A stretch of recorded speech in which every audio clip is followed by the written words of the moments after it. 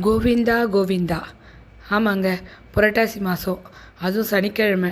கேட்கவா வேணும்?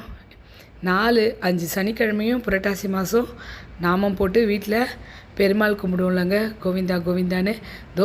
பெருமாளுக்கு ரெடி பண்ணியாச்சு. சங்கு சக்கரை வரைஞ்சி நாமம் போட்டு அதில் கற்பூரத்தை அழுத்தி வச்சு அதில் ஏற்றும் போது அது ஜெகஜோதியாக இருக்கும். சரி, ரொம்ப முக்கியம் பெருமாள் தீர்த்தம். நம்ம பெருமாள் கோவில் போகும்போதெல்லாம் தீர்த்தம் குடிக்கும்போது என்ன ஒரு வாசனை, என்ன ஒரு டேஸ்ட் இல்லைங்க. அந்த தீர்த்தம் ரெடி பண்ணும்போது பாருங்கள், பரிசுத் பிரதிஷா வந்துட்டாங்க.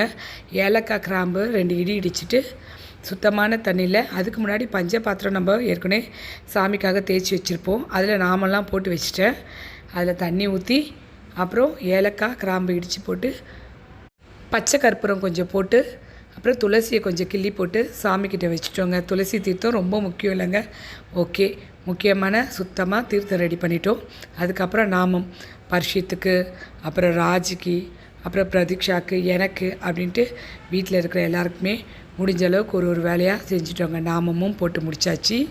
குழந்தைங்க பாருங்கள், நாமத்தில் எப்படி பெருமாளே வந்து இறங்கின மாதிரி இருக்கார் என் பரிஷத்தை பார்க்கும்போது.